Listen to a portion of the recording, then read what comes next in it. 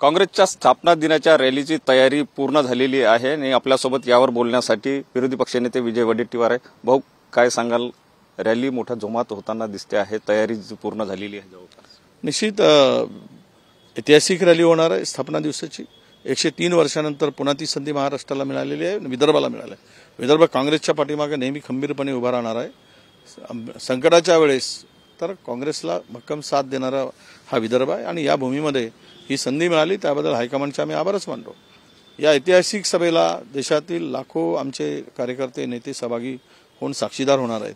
जवळपास 700-800 लोकांची बसण्याची सोय त्या 3 स्टेजवर केलेली आहे। विविध राज्यातून येणारे आणि केंद्रीय नेतृत्व त्यांना बसायसाठी, राज्यातील जे काही शीर्षस्थ नेते आहेत त्यांना बसण्यासाठी वेगळी वेळ, एक सांस्कृतिक कल्चरचा कार्यक्रम आहे। अशा या ऐतिहासिक सभेमध्ये निश्चित रूपाने एक संदेश दिला जाईल कि सेव डेमोक्रेसी, लोकशाही वाचवा, संविधान वाचवा। है तैयार हम संविधान बचाने के लिए, है तैयार हम इस देश की डेमोक्रेसी बचाने के लिए। हा संदेश महत्त्वाचा आहे। या देशातील बेरोजगारीनं, महागाईच्या नावाने मतं मागितली, बेरोजगाराच्या नावाने मतं मागितली, या देशामध्ये शेतकऱ्यांच्या नावाने मतं मागितली। या देशामध्ये तुम्हाला जी मतं मागताना ज्या लोकांनी आश्वासन दिलं ते एकही काम होऊ शकलं नाही। ना महिलांवरील अत्याचार कमी झालेत, ना शेतकऱ्याला डबल दाम मिळाला, ना बेरोजगार कमी झाली, ना महागाई कमी झाली, काहीच काम करू शकले नाही ना। त्यामुळे आता हे धार्मिक ध्रुवीकरण चाललं आहे की आता विकासाच्या नावानं मतं मागणं शक्य नाही आणि मतं मिळणार नाही। म्हणून आता 9 साल किया नहीं कुछ काम, अब कहते हैं राम राम, ये इसका नारा है। तर म्हणजे धार्मिकता वाढवून, धर्मांधता वाढवून तुम्ही राजकारण करणं हे योग्य नाही।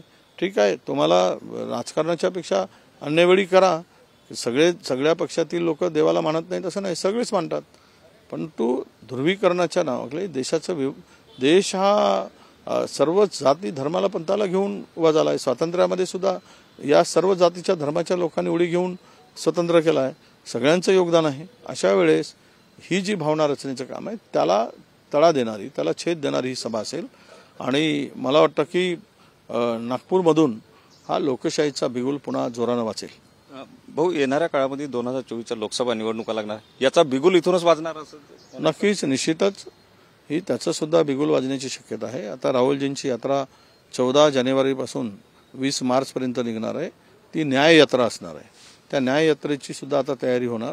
85 जिल्ह्यातून ही यात्रा 6,500 किलोमीटरचा प्रवास करणार आहे आणि यातूनच न्याय, आता आम्ही गुलाम होत चाललो आहोत, आम्ही हुकुमशाहीकडे आमची वाटचाल सुरू आहे। आमची आत्ताच्या स्थितीमध्ये या देशातील लोकशाही वाचवणं, या देशातील संविधानाचं संरक्षण करणं हेच खरं आता कर्तव्य राहणार आहे आणि त्याच्यासाठी हा बिगुल महत्त्वाचा असणार आहे। आणि मला वाटतं की लोकशाही, आपल्या लोकसभेच्या निवडणुकीच्या पूर्वीची ही सभा लोकसभा निवडणुकीचा बिगुल असेल। भाऊ, एक प्रश्न महत्त्वाचा की राम मंदिराचं उद्घाटन होणार आहे आणि त्या दृष्टिकोनातून जर बघितलं तर भाजपकडून सर्वत्र राम मंदिराचं श्रेय घेतलं जाताना दिसून राहिलेलं आहे। काही लोकांना डावललं सुद्धा जात आहे। तुम्ही एकंदर कसा विचार? नाही, असं आहे की त्यांना काम न करता मतं पाहिजेत, काम न करता सत्ता पाहिजेत, तर मग त्याचा आधार घेतात। आणि आता प्रभू रामचंद्र सगळ्यांच्या हृदयात आहे, पण त्याचा बाजार आम्ही हृदयात राम ठेवला आणि त्याचा बाजार मांडण्याचं काम भाजपने केलं आहे। हे जे निवडणुकीच्या तोंडावर अशा पद्धतीचं इव्हेंट करून ज्या काही गोष्टी त्यांनी करायचं ठरवलं आहे, हे काम न केल्याची शिक्काच आहे। हा काम काही करू शकले नाहीत आणि आता प्रभू रामचंद्राचं नाव घेऊन मतं मागायचं। त्यामुळे यांच्याकडे आम्ही राजकारणाच्या दृष्टिकोनच बघतो आहे। हे काही यांच्याकडे काही हृदयात राम आहे, यांच्या मनात राम आहे, यांच्या ओठात नाही आहे, यांच्या ओठात राम आहे, पोटात राम नाही, यांच्या ओठात राम आहे आणि ओठातला राम मतं मागायसाठी काढतील, एवढंच त्याचा अर्थ आहे। ओठातला राम मतं मागण्यासाठी काढतील असाच याचा अर्थ आहे, असं विजय वडेट्टीवार यांनी स्पष्ट केलं। कॅमेरामन हरीश नेगीसह सुनील ढगे, TV9 मराठी, नागपूर।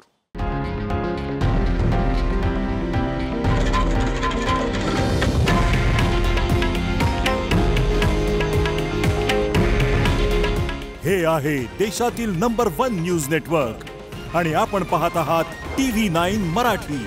काळजी तुमची, हित महाराष्ट्राचं।